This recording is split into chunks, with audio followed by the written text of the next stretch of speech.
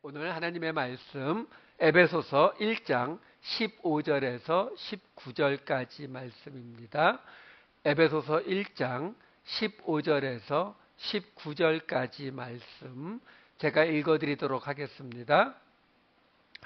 이로 말미암아 주 예수 안에서 너희 믿음과 모든 성도를 향한 사랑을 나도 듣고 내가 기도할 때에 기억하며 너희로 말미암아 감사하기를 그치지 아니하고 우리 주 예수 그리스도의 하나님 영광의 아버지께서 지혜와 계시의 영을 너희에게 주사 하나님을 알게 하시고 너희 마음의 눈을 밝히사 그의 부르심의 소망이 무엇이며 성도 안에서 그 기업의 영광의 풍성함이 무엇이며 그의 힘의 위력으로 역사하심을 따라 믿는 우리에게 베푸신 능력의 지극히 크심이 어떠한 것을 너희로 알게 하시기를 구하노라.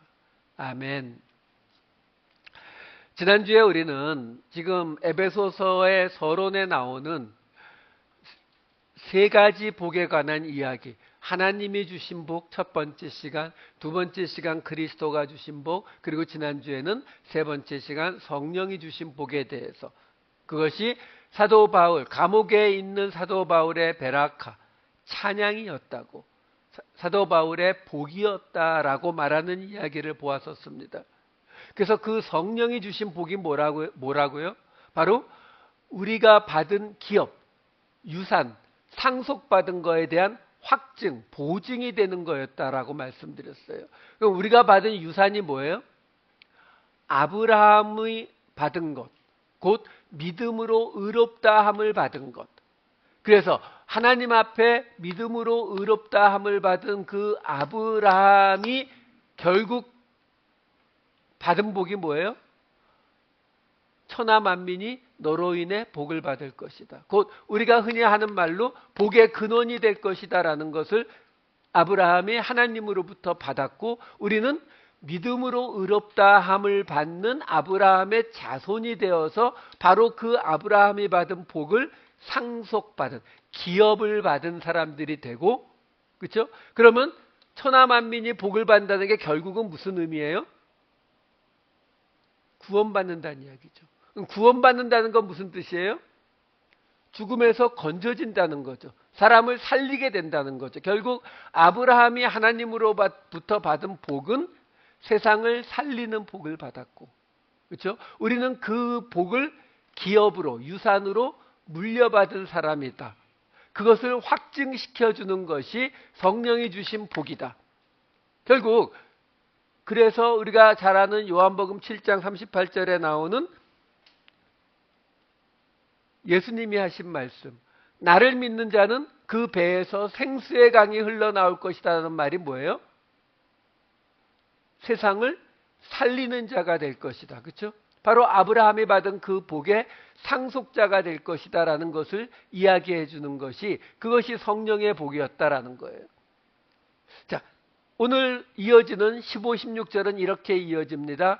이로 말미암아 주 예수 안에서 너희 믿음과 모든 성도를 향한 사랑을 나도 듣고 내가 기도할 때에 기억하며 너희로 말미암아 감사하기를 그치지 아니하고.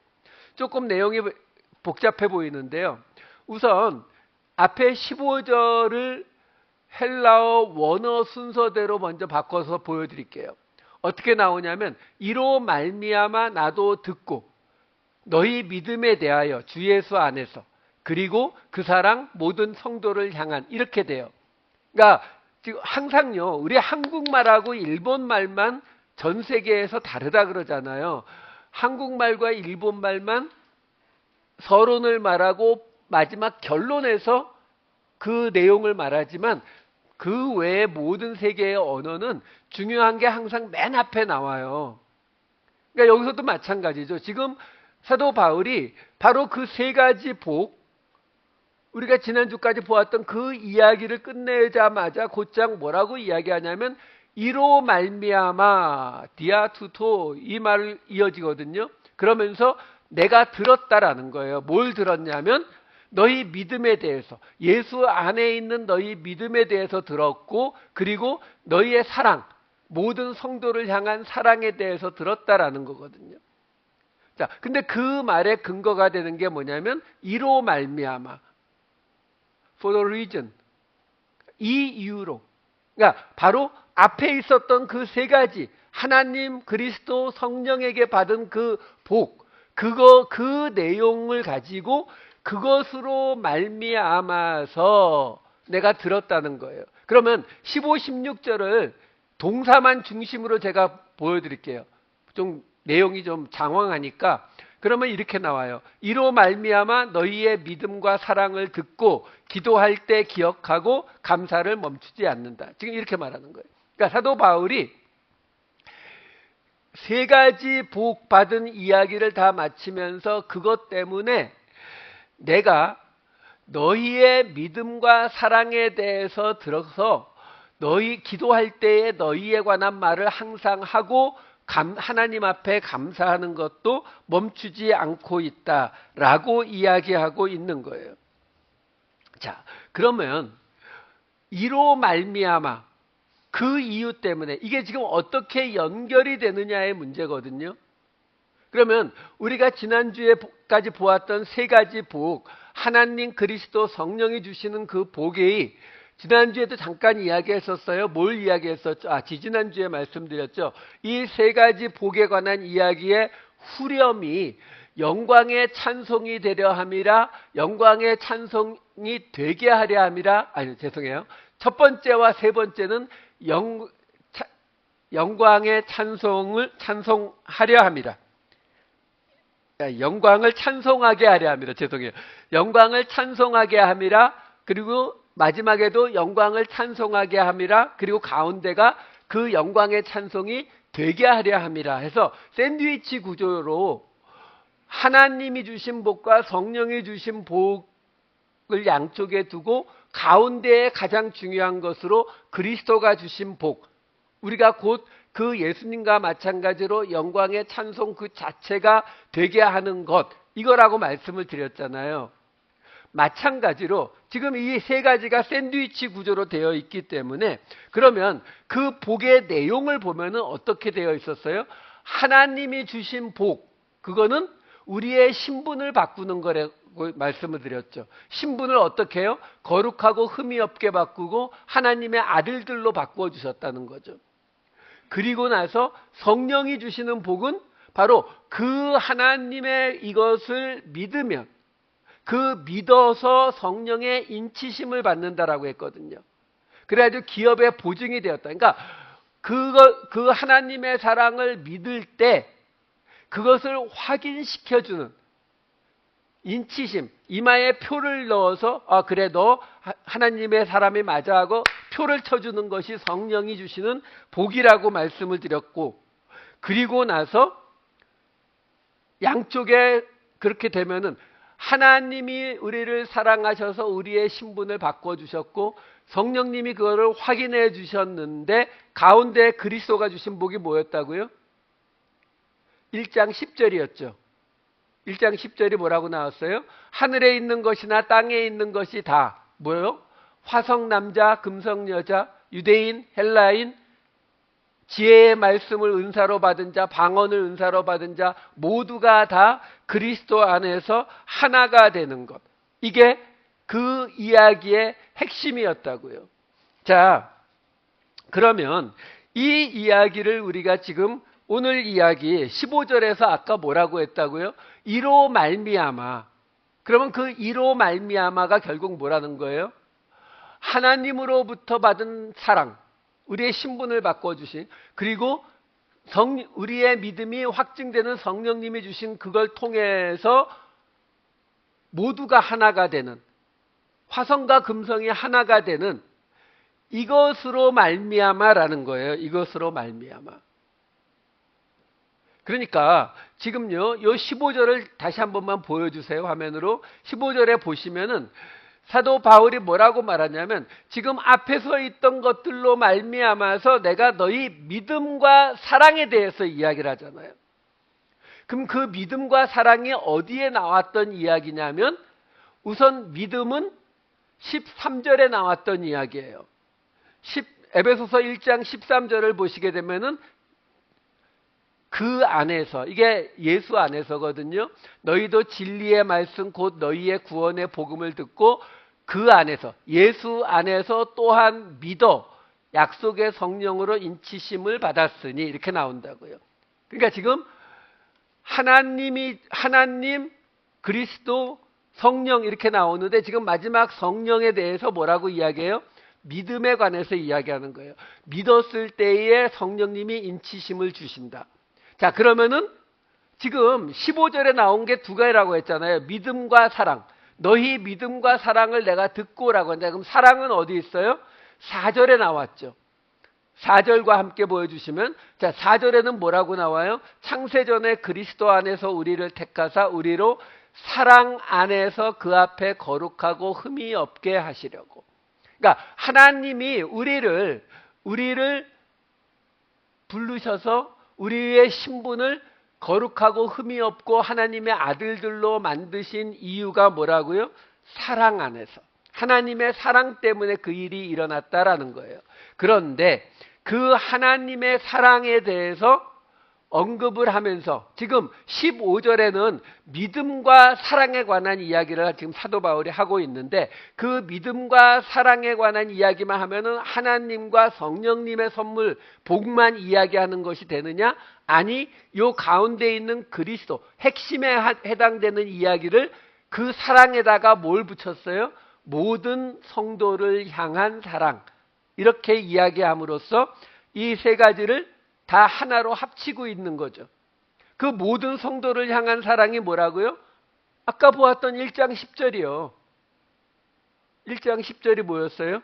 하늘에 있는 것, 땅에 있는 것, 유대인, 헬라인, 모든 사람들이 그리스도 안에서 하나가 되는 그 핵심, 그것을 지금 이야기한다고요. 그러니까 지금 이 15절과 16절을 다시 말씀드리면은 뭐냐면, 우리가 살펴보았다시피 하나님이 우리를 죄에서 끄집어내셔서 우리의 신분을 바꿔주셨고, 그것을 우리가 믿어서 성령의 인치심을 받음으로 우리에게서 모든 것이 하나로 이루어지는 그리스도의 복을 받았는데, 감옥에 있는 지금 내가 바로 그 복을 받은 사람의 입장에서, 이로 말미암아 그 복을 받은 사람의 입장에서 보았더니 너희 에베소 교회 성도들도 바로 그 믿음과, 예수 안에서의 믿음과 성도들을 향한 사랑이 똑같이 나타나는 걸 내가 들어서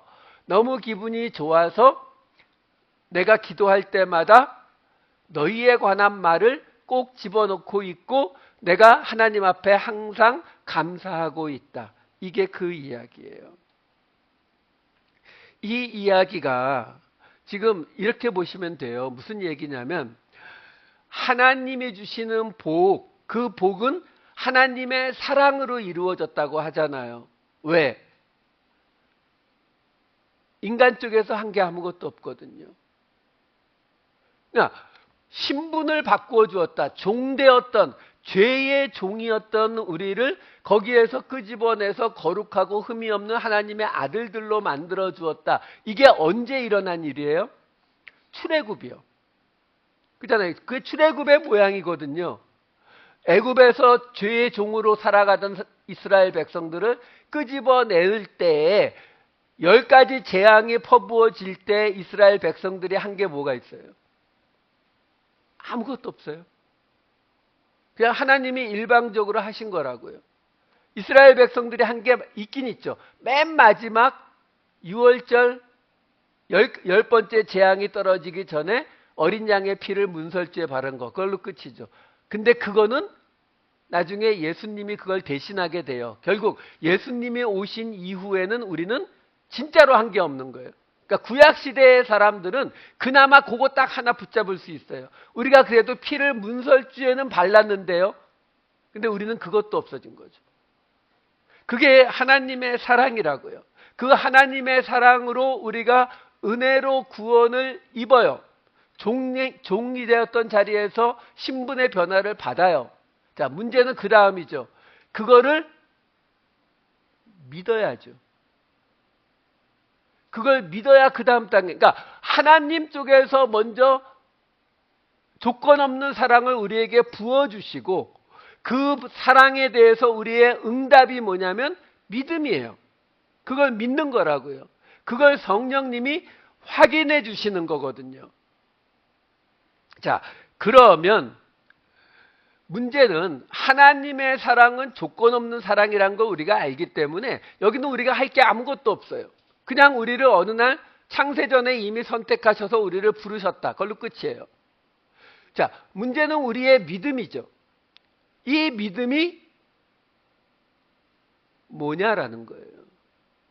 우리가 가장 많이 하는 오해, 제가 자주 말씀드리는 게 뭐예요? 이 믿음에 대한 오해죠. 어떤 오해?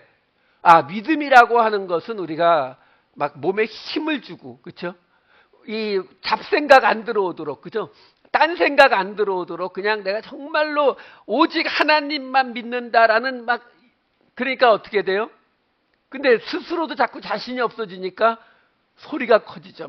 처음에는 하나님 믿습니다, 믿습니다, 믿습니다 막 소리 지르게 되는 거예요. 왜? 스스로에게 세뇌를 시키는 거죠. 내 믿음이 지금 흔들리지 않는다는 걸 보여줘야 되니까. 근데 그게 뭐라고요? 우리 말에 옛날 말에 이런 말이 있어요. 정신일도 하사불성, 지성이명 감천. 뭐예요? 정신을 하나로 딱 집중시키면 하사불성, 이루지 못할 일이 없다. 지성이면 감천, 내 정성을 지극히 하면은 하늘도 감동시킬 수 있다. 하늘도 감동시킬 수 있다는 게 뭐예요? 우리 옛날 이야기에 보면 맨날 나오는 게 뭐예요? 어느 시골에 효자가 하나가 있었는데 어느 날 어머니가 너무너무 아파서 막 죽어가는 것 같아가지고 의사를 찾아가도 안 되고 어째도 안 되고 해서 막 천지신명께 빌었더니 그럴 때 나오는 이야기가 뭐예요? 그 정성이 지극하니까 어느 날 산신령이 나타나서 또는 꿈속에 어디에 가면은 어떤 약초 뿌리가 있는데 그걸 가져다 어머니를 먹이고 뭐 이런 얘기가 나오잖아요. 이게 우리가 가진, 우리 한국 사람들이, 동양 사람들이 가진 아주 보편적인 수천 년 동안 가지고 있었던 정서거든요. 그러니까 우리가 이거를 벗어나는 게 아주 힘이 들어요. 그러니까 그 생각을 그대로 받아와서 이거를 하나님을 믿는 데에다가 주고 있는 거거든요. 그러니까 이게 막 뒤섞여 버리는 거예요. 그러니까 내가 어느 만큼 열심히 정성을 들이느냐, 이게 믿음이라고 생각한다고요. 근데 성경은 뭐라고 이야기하냐면 믿음도 하나님이 주시는 거라고 이야기를 해요. 몇 군데 볼게요. 로마서 12장 3절. 내게 주신 은혜로 말미암아 너희 각 사람에게 말하노니 마땅히 생각할 그 이상의 생각을 품지 말고 오직 하나님께서 각 사람에게 나누어 주신 믿음의 분량대로 생각하라. 그러니까 믿음이 하나님이 나누어 주신 거예요. 그러니까 이 말을 보면은 어떤 사람은 믿음을 많이, 큰 믿음, 어떤 사람은 작은 믿음. 누가요? 하나님이 나누어 주셨대요. 고린도전서 12장 9절. 다른 사람에게는 같은 성령으로 믿음을, 어떤 사람에게는 한 성령으로 병 고치는 은사를.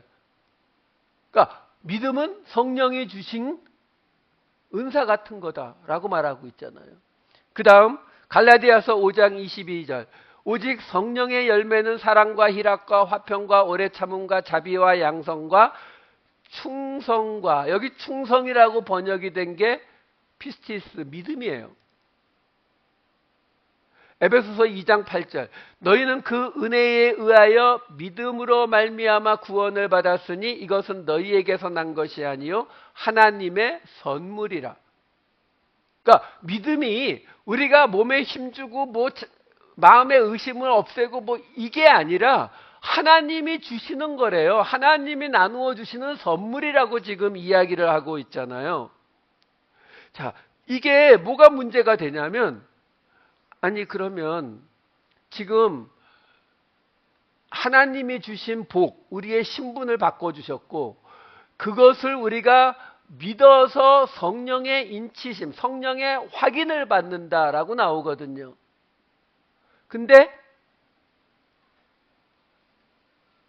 내가 믿는 게 믿음이 맞나?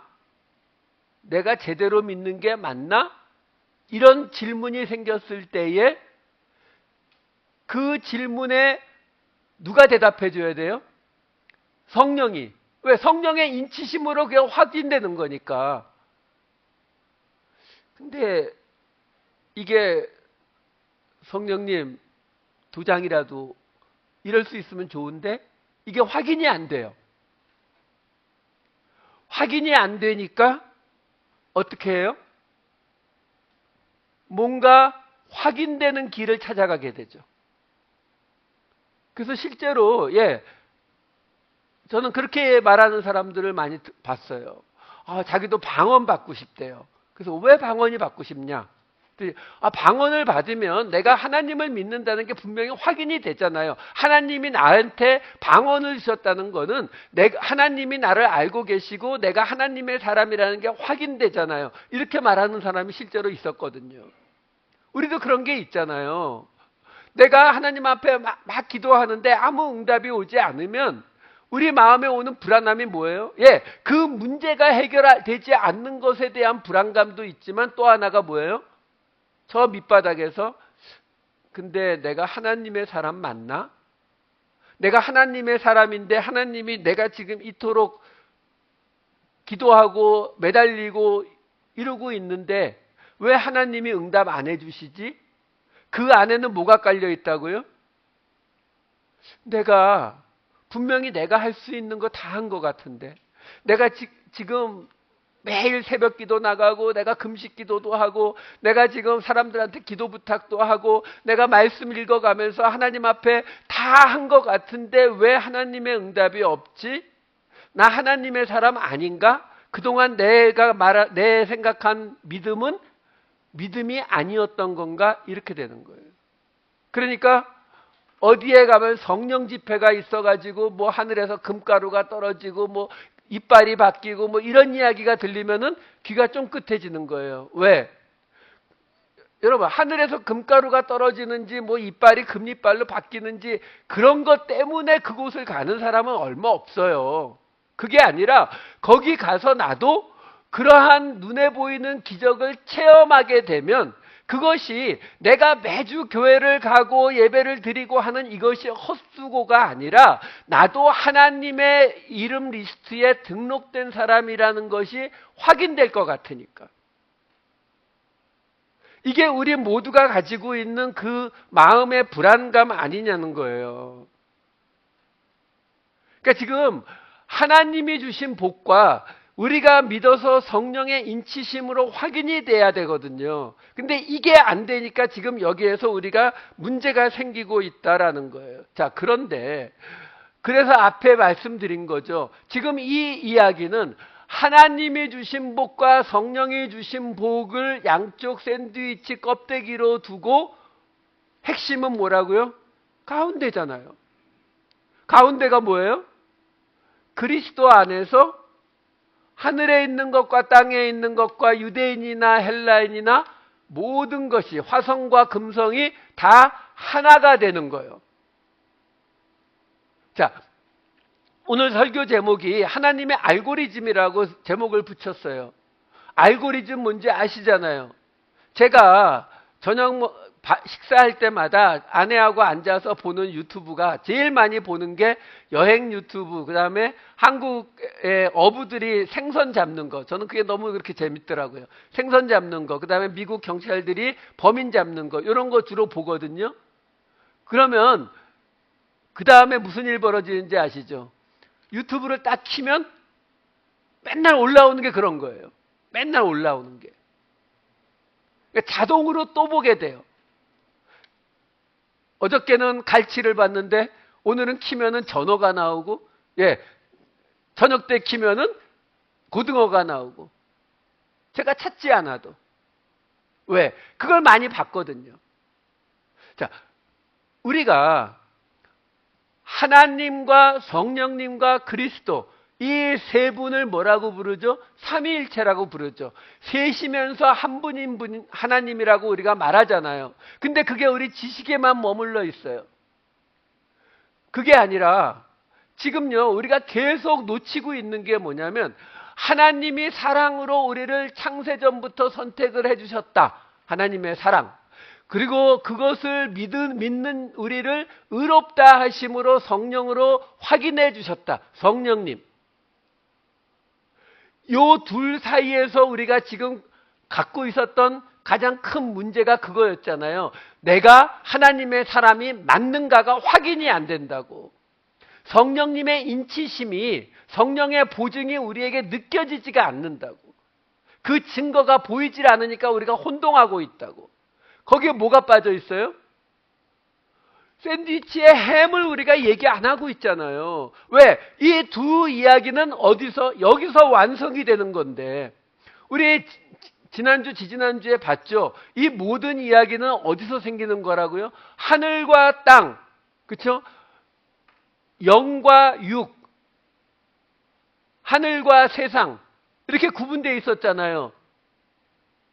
이거 서로 다른 세계잖아요. 그렇죠? 영의 세계와 육의 세계는 다른 세계잖아요. 완전히. 그런데 누가 계셨다고요? 예수님이 계셔서, 그리스도가 계셔서 이 둘을 하나로 만드신 거잖아요.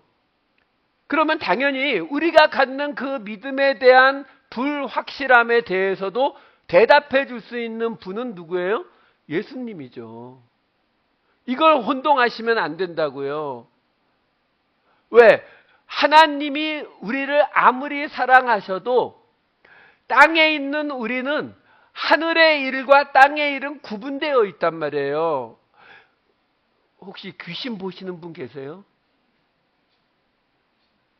그거 어떤 사람들은 뭐 귀신을 봤다 뭐 이렇게 얘기하는데, 그런 거 보이시면은 얘기하세요. 제가 그 의사 전화번호 알려드릴 테니까. 영의 세계와 육의 세계는 다른 거예요.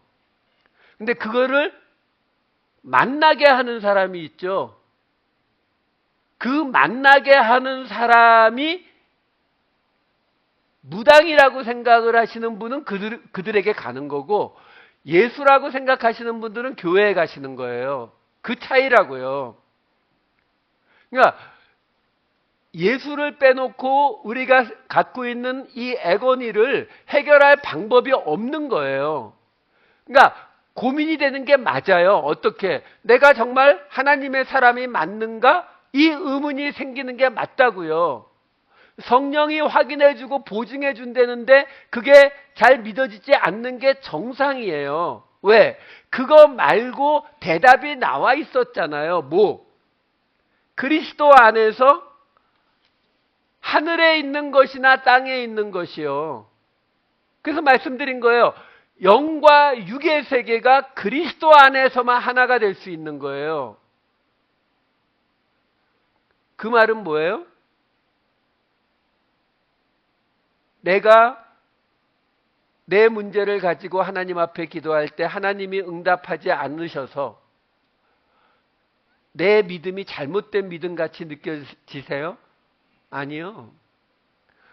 우리가 하나님에 대해서 우리의 믿음이 제대로 워킹하고 있는지를 보는 증거는 여기서가 아니라 여기서 봐야 되는 거예요. 가운데에서. 바로 뭐예요? 우리가 다른 사람들과 하나가 되고 있는지, 이게 증거예요. 그게 아까 오늘 본문에 뭐라고 나왔었다고요? 성도들을 향한 사랑이요. 그러니까 사도 바울이 말하는 거죠. 너희의 믿음과 사랑에 대해서 들었는데, 하나님 것과 성령에 대해서 들었는데 성도들을 향한 사랑이 일어난다니까 내가 기분이 좋다. 너희가 하나님의 복을 받은 게 맞다. 이 이야기를 사도 바울이 한 거거든요. 왜? 예수님은 바로 그 둘을 화목하게 하신 분이거든요. 그게 로마서 3장 25절 그리고 고린도후서 5장 18절에 이렇게 나오죠.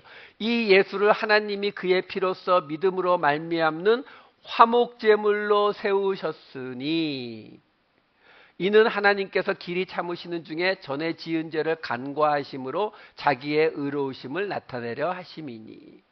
고린도후서 5장 18절. 모든 것이 하나님께로서 났으며 그가 그리스도로 말미암아 우리를 자기와 화목하게 하시고 또 우리에게 화목하게 하는 직분을 주셨으니. 자, 여기 나오잖아요. 하나님이 그리스도를 통해서 하늘과 땅을, 하나님과 인간을 화목하게 하셨다고요. 그게 그리스도에서 만나는 거거든요. 근데 거기서 끝나지 않고 거기서 뭐라고 해요? 그리고 우리에게 화목하게 하는 직분을 주셨다고요. 우리가 그 화목을 옆으로 확산시키는 직분을 우리가 맡았다라는 거예요. 이게 우리에게 이루어지면, 이게 우리에게 나타나면 우리는 나에게 성령이 함께 계시는구나라는 걸 알 수가 있다라는 거예요. 그걸로 확인이 될 수 있다라는 거죠. 그러니까 우리가 흔히 말하는 성부, 성자, 성령의 삼위일체의 하나님은 지식으로 그걸 이야기하는 것이 아니라 삼위일체의 하나님이 역사하시는 것도 같이 나타난다는 거예요. 왜? 하나님이 한 분이시니까. 지금 설명은 그렇죠.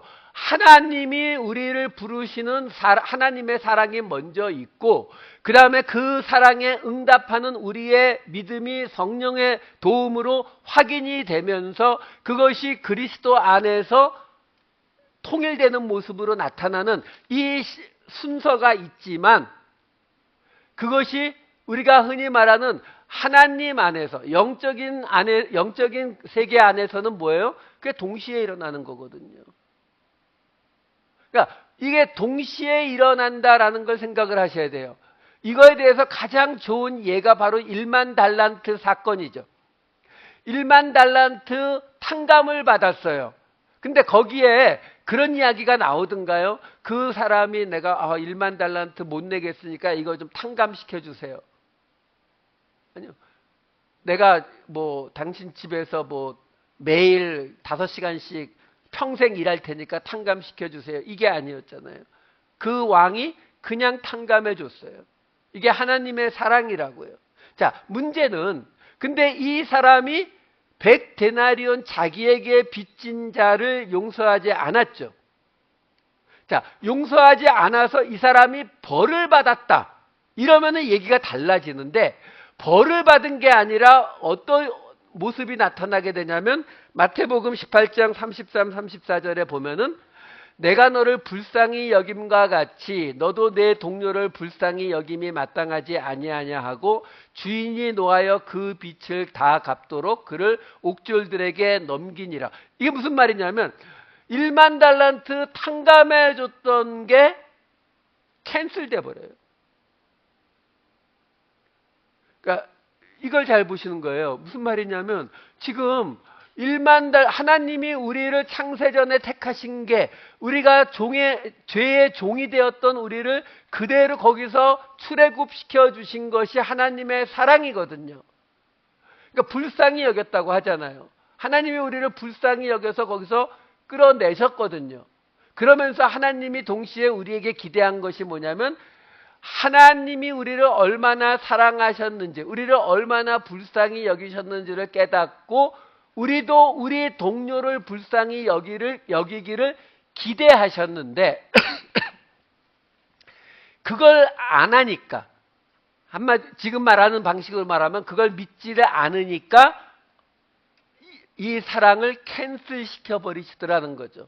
그러니까 좀 어려운 말로 하면 하나님의 사랑이 실체화되지 않은 상태에서 우리의 믿음이 그것을 응답하지 않으면 이 자체가 허상화돼 버린다고요.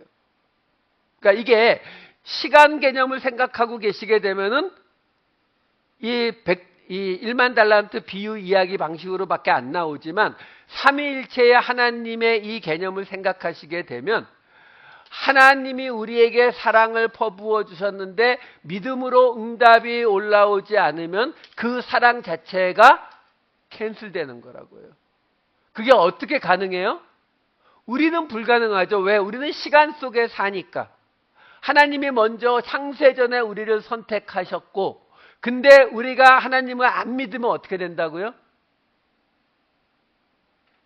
그래도 이미 선택하신 건데 설마 이게 아니라 그냥 창세전으로 돌아가시죠. 우리가 시간이라고 하는 것을 이렇게 선으로 이렇게 봤을 때 우리에게는 선이기 때문에 여기서 한 일이 일어나고 여기서 그 다음 일이 일어나는 건데 하나님에게는 이 순서가 없다고요. 그러니까 그냥 우리가 하나님의 사랑을 받아들이지 않으면, 믿지 않으면 이 전체 온 우주가 다시 리셋되는 거예요. 그러니까 지금 이 이야기를 지금 해주고 있는 거라고요. 그러니까 지금 여기서 우리의 문제, 우리의 욕심이 뭐냐면 우리는 1만 달란트 탕감받은 거는 킵하고 싶고, 하지만 100데나리온 내게 빚진 자를 용서하는 거는 원하지 않죠. 어떻게 해서든지 100데나리온은 받아내야 되거든요. 근데 문제가 뭐냐면 이 100데나리온을 받아내려니까 따라오는 게 뭐예요? 1만 달란트 탕감받은 게 캔슬될 것 같거든요. 그러니까 1만 달란트 탕감받은 걸 캔슬시키지 않으면서 나는 100데나리온을 받으려니까 어떻게 해야 된다고요? 다른 증거를 찾는 거예요. 나는 방언을 하니까, 나는 예전에 하나님이 이렇게 응답하신 적이 있으니까 나는 하나님을 믿는 게 분명해.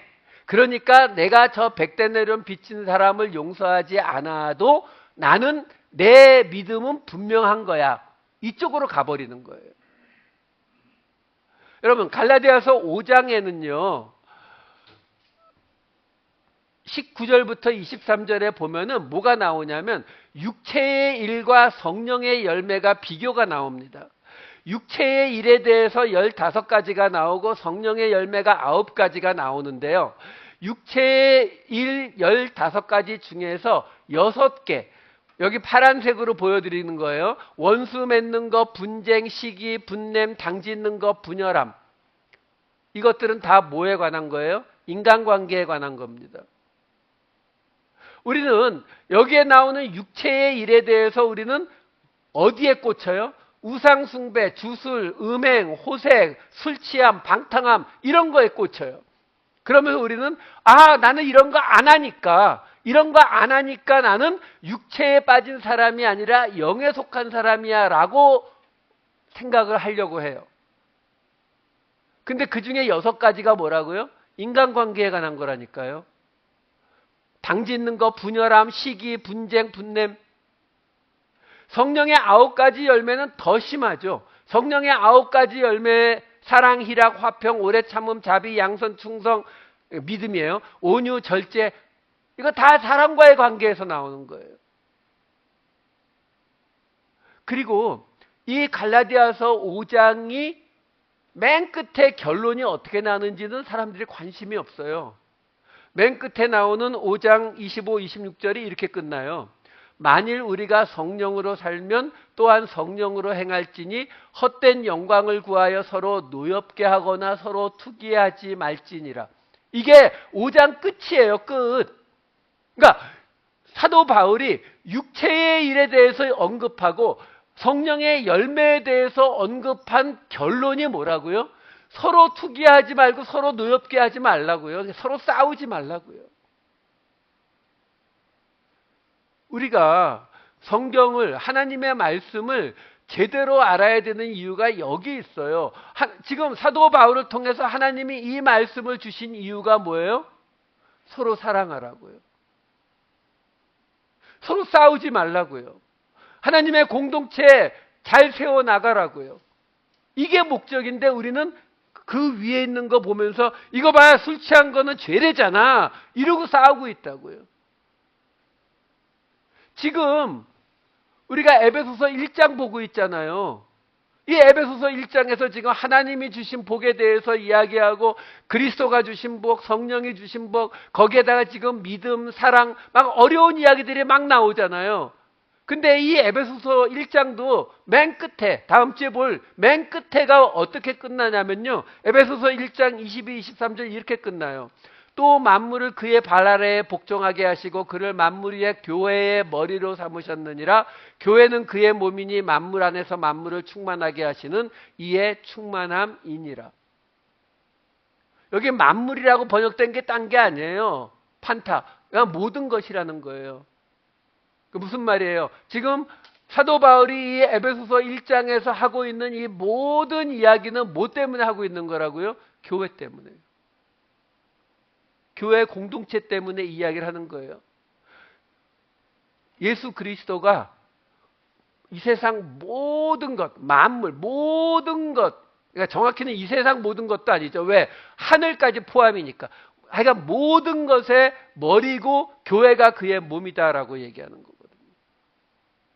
그러니까 하나님이 이 말씀들을 통해서 우리에게 뭘 이야기하려고 하시는지 그 하나님의 뜻을 알지 못하면 아무리 성경을 읽어도 아무 소용이 없어요. 성경 속에서 뭐 찾아내요? 정신일도 하사불성 이런 거 찾거든요. 어떻게 하면은 내가 100데나리온을 용서하지 않고도 내 믿음을 확인받을 수 있을까? 이런 거 찾거든요. 자, 그러면서 사도 바울이 기도하는 내용이 17절에 이렇게 나옵니다.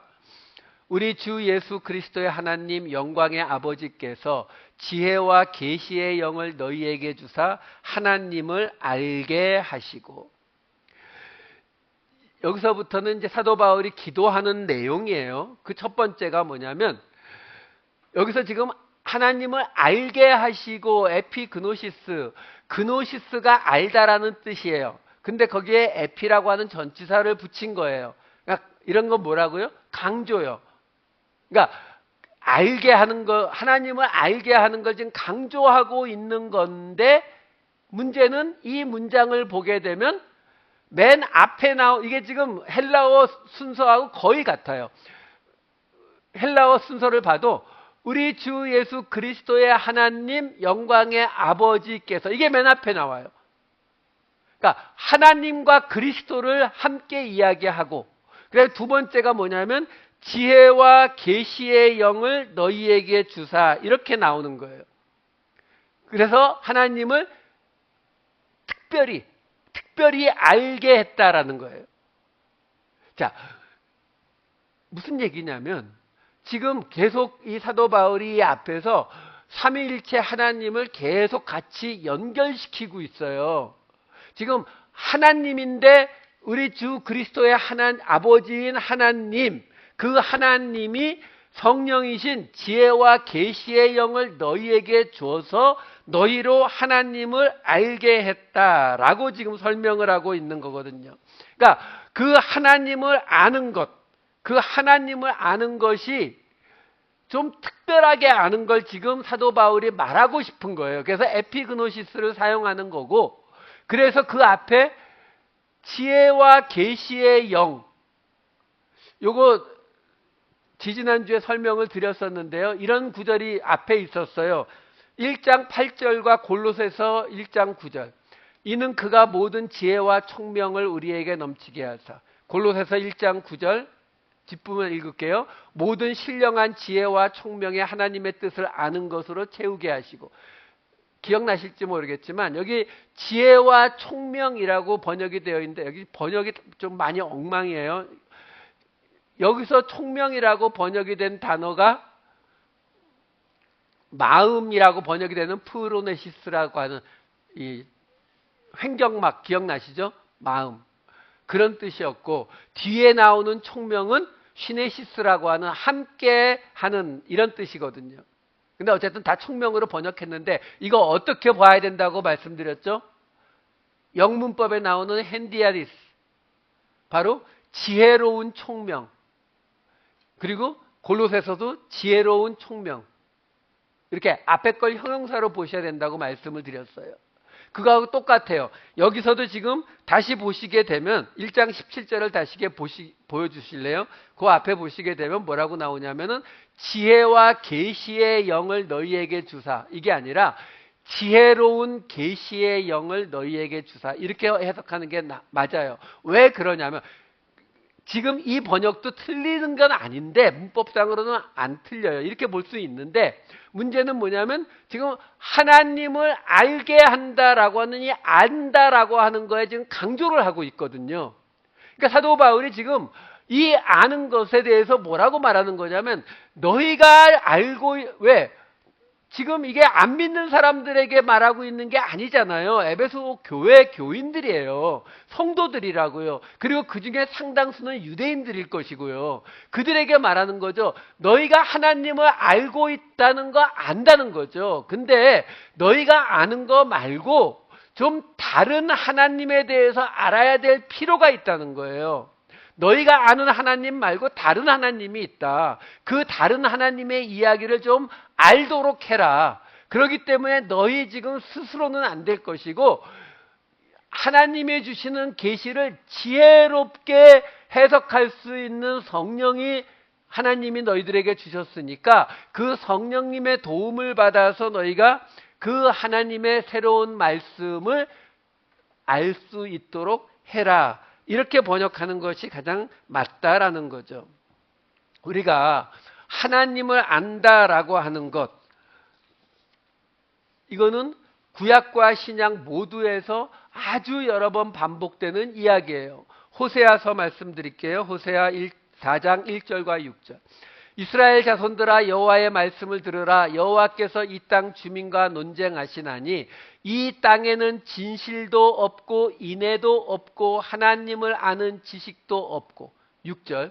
내 백성이 지식이 없으므로 망하는도다. 내가 지식을 버렸으니 나도 너를 버려 내 제사장이 되지 못하게 할 것이요 내가 내 하나님의 율법을 잊었으니 나도 내 자녀들을 잊어버리리라. 지금요 여기에서 하나님이 뭐라고 말씀하시냐면 이 땅에는 진실도 없고 인애도 없다라고 말하잖아요. 이게 호세아 6장 6절에는 이렇게 나와요. 나는 인애를 원하고 제사를 원하지 아니하며 번제보다 하나님을 아는 것을 원하노라. 하나님이 원하시는 게 인애. 이 인애, 히브리어 헤세드라고 하는 단어는 주로 인애, 인자, 자비, 긍휼 이렇게 번역이 돼요. 헬라어로 엘레오스로 번역이 되는 단어거든요. 그러니까 이거는 하나님을 향한 게 아니에요. 예배, 제사에 해당되는 것이 아니라 사람 사이에서 벌어지는 일이라고요. 사람 사이에서 내가 자비롭고 인자하고 긍휼하고 이걸 말하고 있는 거예요. 그러니까 하나님이 뭐라고 말하고 있는 거냐면 하나님은 제사나 번제보다 사람들에게 긍휼을 베푸는 걸 원하시고 하나님을 아는 걸 원한다라는 거예요. 그러니까 하나님을 안다라는 게 뭐예요? 예레미야서 9장 24절에는 이렇게 나옵니다. 자랑하는 자는 이것으로 자랑할지니 곧 명철하여 나를 아는 것과 나 여호와는 사랑과 정의와 공의를 땅에 행하는 자인 줄 깨닫는 것이라. 제가 이 설교 준비를 하면서 음모론이 떠오르더라고요. 무슨 음모론이 떠오르냐면 지금 오늘 이 설교 내용 중에서요. 이 한글 성경의 번역이 너무 이상하게 해놓은 것들이 너무 많아요. 특별히 총명으로 번역된 단어들이 하나도 원어로 같은 단어가 없어요. 다 다른 단어들을 다 그걸로 번역하고. 여기 지금 제가 왜 이 말씀 드리냐면 여기서 나 여호와는 사랑과 정의와 공의를 이렇게 나오잖아요. 우리가 정의와 공의는 잘 알죠. 근데 앞에 사랑이 나왔어요. 이 단어가 뭘 것 같으세요? 헤세드예요. 인애 또는 인자, 자비. 이걸 왜 사랑이라고 번역을 했는지 도저히 이해가 되질 않아요. 음모론에 빠지더라니까요. 숨기고 싶었나? 이런 생각이 들 정도로요. 그러니까 하나님이 뭘 원하신다고요? 서로 긍휼하기를요. 인자하기를요. 자비를. 그게 더 중요하지 제사나 번제가 중요하지 않다는 거죠. 그러니까 여기서 뭐라고요? 명철하여 나를 아는 것과 여기 지금 이 동사가 어떻게 나오냐면 명철하여 나를 아는 것과 뒤에 깨닫는 것이라 이렇게 나오는데요. 히브리어 원어를 보게 되면은 동사가 두 개가 앞에 나란히 붙어 있어요.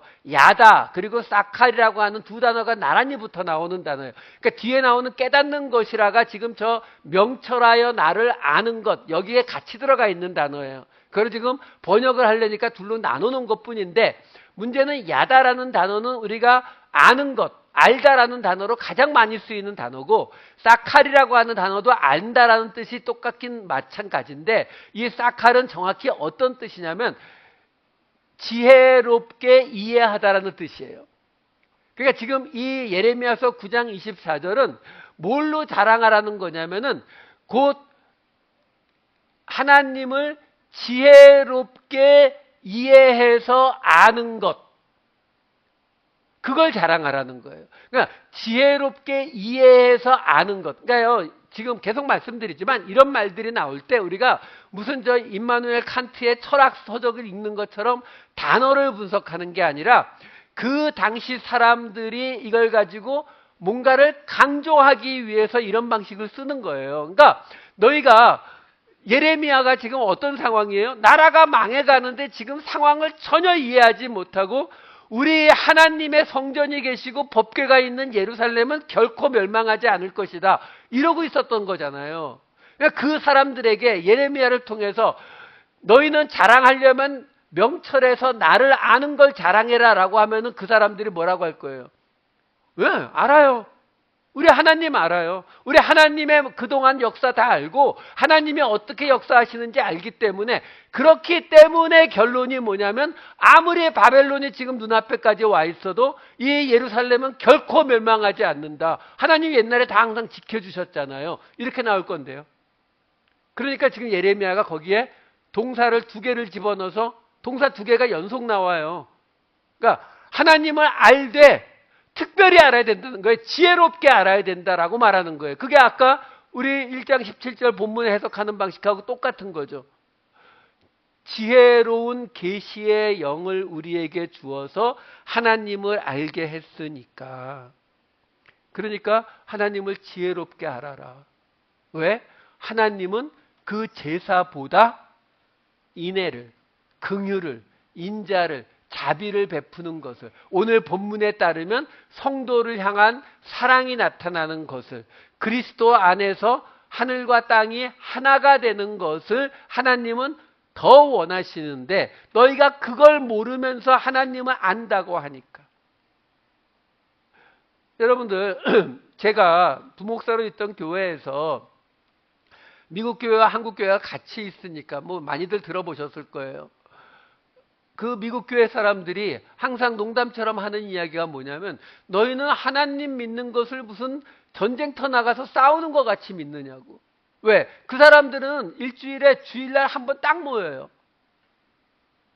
그리고 끝나면은 한 30분짜리 성경 공부하고는 끝. 근데 한국 교회는 그 옆에서 매일 새벽 기도에다가 주일 예배, 금요 예배, 그리고 중간중간에 성경 공부, 그리고 전도회 모임, 무슨 모임 계속 모이잖아요. 그러니까 이 사람들이 볼 때는 무슨 하나님 믿는 게 무슨 직장 다니듯이 싸우듯이 믿는다고 그렇게 보이는 거죠. 그런데요, 어느 날 그 미국인 성도 하나가 저한테 부탁을 해서 자기네가 홈레스 사역을 하는데 좀 도와달라고 청년들 데리고 와서 그래서 예스하고 갔어요. 청년들 데리고.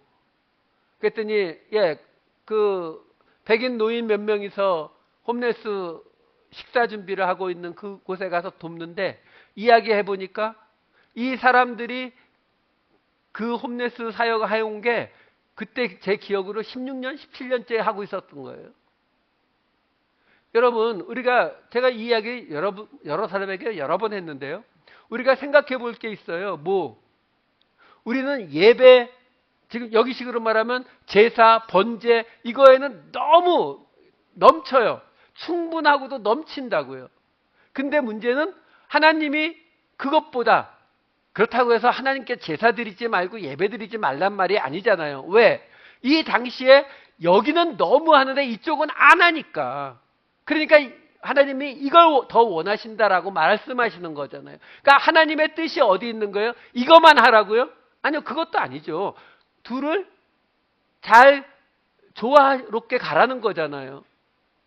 근데 제가 그때 느꼈던 게 뭐냐면 우리 한국 교회는 똑같아요. 이쪽에 일주일 내내 전쟁하듯이 퍼부어대지만 이쪽에는 한 명도 없어요. 지금 우리가 홈레스 사역 그거 이어받아서 하는 거거든요. 근데 제가 있던 그 교회는 안 해요. 그때 조금 하고는 끝이에요.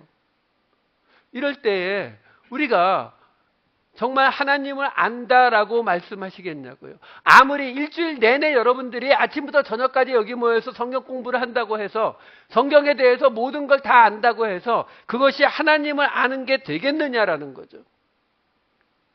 그래서 말하는 거예요. 지혜로운 계시의 영을 하나님이 우리에게 주신 이유를 알아야 된다는 거죠. 우리가 그냥 일반적인 우리의 기준, 우리의 방식으로 생각해서는 이 하나님을 알 수 없다는 거죠. 그 이야기가 이사야서 11장 1절 2절에 이렇게 나와요. 이새의 줄기에서 한 싹이 나며 그 뿌리에서 한 가지가 나서 결실할 것이요 그의 위에 여호와의 영 곧 지혜와 총명의 영이요 모략과 재능의 영이요 지식과 여호와를 경외하는 영이 강림하시리니. 이거 누구 얘기예요? 예수님 이야기잖아요. 메시아 예언이잖아요. 근데 그 메시아가 어떤 분이라고요? 이 지혜와 총명, 모략과 재능, 지식과 여호와를 경외하는 영이 강림한 분이요. 그러니까 이게 지혜가 뭐고 총명이 뭐고 모략이 뭐고 재능이 뭐고 이거 따지라는 게 아니에요. 이걸 다 포함해서 뭐예요? 너희가 알지 못하는 하나님에 대해서 알고 계시는 분이 왜? 그 영이 임했으니까 그걸 다 아시는 분이 이새의 뿌리에서 날 거라는 거예요. 그래서 그 밑에 보면은 9절 10절에 이렇게 이어지죠. 내 거룩한 삶 모든 곳에서 해됨도 없고 상함도 없을 것이니 이는 물이 바다를 덮은 같이 여호와를 아는 지식이 세상에 충만할 것임이니라. 그러면서 그날에 이새의 뿌리에서 한 싹이 나서 이렇게 나오잖아요. 결국 무슨 이야기예요? 예수님이 오시기 전에는 이 하나님의 본뜻이 뭐였는지를 사람들이 알 수가 없었다는 거예요.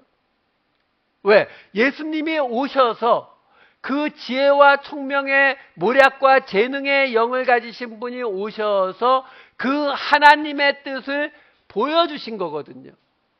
그러니까 그분이 왔을 때에 가서 물이 바다를 덮음같이 여호와를 아는 지식이 세상에 충만해질 것을 이야기하시더라는 거죠.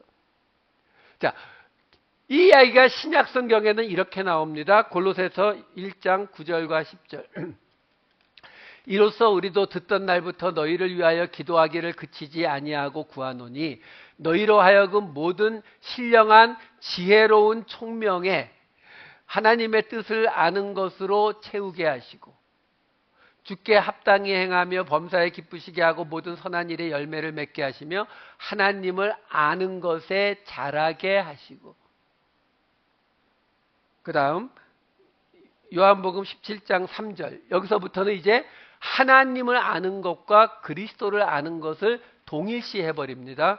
영생은 곧 유일하신 참 하나님과 그가 보내신 자 예수 그리스도를 아는 것이니이다. 빌립보서 3장 7절 8절.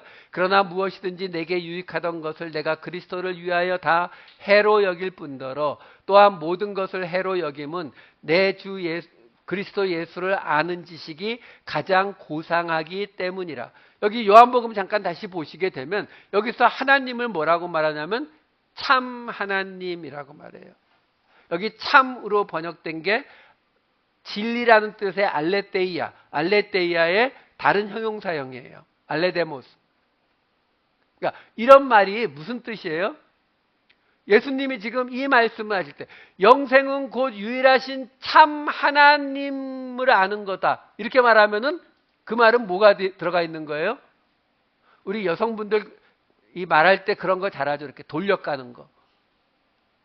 그 방식이에요. 그러니까 듣는 사람들에게 너희가 알고 있는 하나님 말고 진짜 참 하나님 그리고 그리스도를 아는 것이 그게 영생의 길이지 너희가 알고 있는 그 방식 아니야. 이 말을 지금 하고 있는 거거든요. 자, 그럼 마지막 오늘 본문의 마지막 18, 19절 보겠습니다.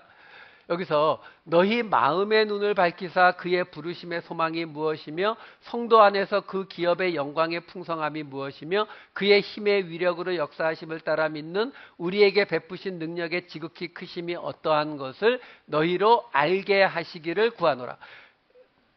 중간에 있는 건 다음 주에 보고요. 앞에 하고 끝만 보여드릴게요. 너희 마음의 눈을 밝히사 너희로 알게 하시기를 구하노라예요. 근데 문제는 여기서 알게 하다라고 쓰인 단어가 에이도라는 헬라어를 씁니다. 이게 왜 이상하냐면 이 단어는 보다, 깨닫다, 알다, 이해하다라는 뜻이 있으니까 알게 하시기를 구하노라는 번역은 맞아요. 자, 문제는 뭐냐면 요 바로 앞에 17절에 아까 뭐가 있었냐면은 하나님을 아는 것 하면서 에피그노시스를 썼다고요. 그러니까 그냥 아는 것에 관해서 좀 잘 알아라 라는 말을 하고 싶은 거라면 여기도 에피그노시스 쓰면 돼요. 근데 그렇지 않고 굳이 에이도라고 하는 단어를 사용했다라는 것은 뭔가 구별해 주기를 원하는 거예요. 그러니까 근데 앞에 뭐가 있었어요? 너희 마음의 눈을 밝히사. 여기서 밝히다라고 번역이 되어 있는 이 푸오티조라고 하는 단어는 푸오스라고 하는 단어가 빛이란 단어예요. 그거의 동사형이기 때문에 밝히다라는 뜻도 있고 빛을 비추다라는 뜻도 있어요. 그러니까 무슨 뜻이냐면 지금 말하는 거예요. 하나님이 너희 마음의 눈에 빛을 비추셔가지고 너희로 에이도 보게 하기를 봐서 깨닫게 하기를 구한다라는 거예요. 왜? 사도 바울은 사람들이 지금 어떤 상태라고 보고 있었냐면 에베소서로 보여드릴게요. 4장 18절과 5장 8절. 그들의 총명이 어두워지고 그들 가운데 있는 무지함과 그들의 마음의 굳어짐으로 말미암아 하나님의 생명에서 떠나 있도다. 5장 8절. 너희가 전에는 어둠이더니 이제는 주 안에서 빛이라. 자, 사도 바울이 현재 에베소 교회 교인들이 상태를 어떤 상태로 보고 있었다고요? 어두운 상태예요. 하나님에 대해서 무지한 상태예요.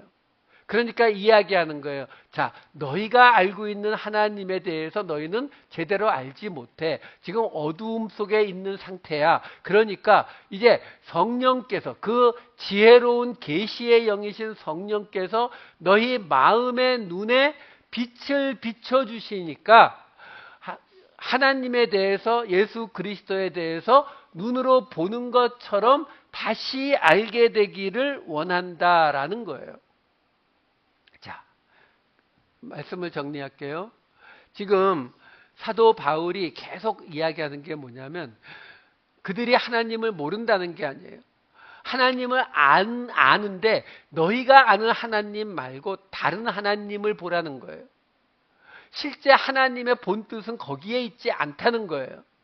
그 다른 하나님을 깨달으라는 거예요. 자, 문제가 뭐냐면 우리가 세상 속에서 세상의 방식으로 세상의 기준으로 살다 보면 이 눈이 어두워집니다.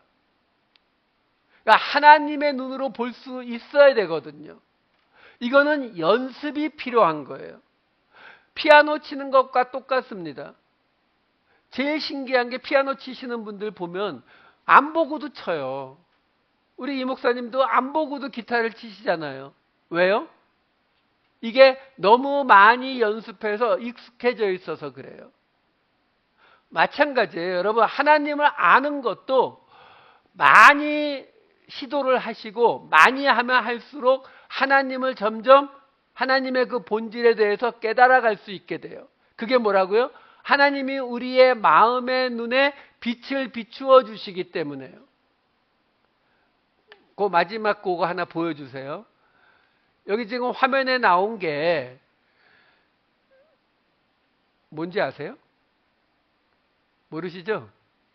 이거를 눈을 사팔뜨기 비슷하게 만들어서 이걸 보면은 여기 펜다 곰이 보인대요. 보이세요?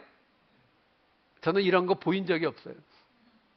자, 이거 왜 보여드리냐면은 이거요. 이런 거를 잘 보시는 분들은 쉽게 봐요. 금방 탁 보면은 딱 알더라고요. 저는 눈에 온갖 힘을 주고 막 양쪽으로 몰고 해도 잘 안 돼요. 똑같은 거예요, 여러분. 우리의 눈이, 마음의 눈이 성령의 빛이 비추어졌을 때 우리가 하나님을 알게 되려면요, 이런 연습이 많이 일어나야 돼요. 그렇지 않으면 우리는 우리의 삶 속에서 하나님을 알 수 있는 길이 없다고요. 유튜브 알고리즘처럼 하나님의 알고리즘이 내 안에서 작동할 수 있도록 우리의 믿음의 응답을 보여주셔야 돼요. 그래서 우리로부터 우리 주변에 있는 모든 사람들을 사랑하는 모습, 긍휼하는 모습, 인자자비하는 모습들이 나타나면은 점점 그 우리 속에 있었던 하나님, 내가 하나님 믿는 게 맞아, 하나님이 내 기도 들으시는 게 맞아 하는 이러한 걱정들, 근심들, 의심들은 그때에 가서 사라지는 거예요. 내가 방언을 한다고 사라지는 게 아니라고요. 이 하나님의 알고리즘 속에서 하나님이 주시는 그 빛 속에서 걸어가시는 새로운 한 주 되시기를, 여러분 되시기를, 제가 되기를 우리 주님의 이름으로 축원드립니다. 기도하시겠습니다. 사랑이 많으신 아버지 하나님, 감옥에서조차 자신이 하나님의 복을 받은 자라고 자신이 받은 복에 대해서 이야기하는 사도 바울이 참 하나님을 알라고 하는 이 말씀이 오늘 우리에게 빛으로 비추어지게 하여 주시옵소서. 그래서 이 새로운 한 주, 내 기준, 내 생각으로 믿는 하나님이 아닌 하나님의 뜻을 예수 그리스도 안에서 하나가 되는 것으로 찾아갈 수 있는 우리 모두가 새로운 한 주가 되게 하여 주시옵소서. 감사드리옵고 이 모든 말씀 우리 주 예수 그리스도의 이름으로 기도하옵나이다. 아멘.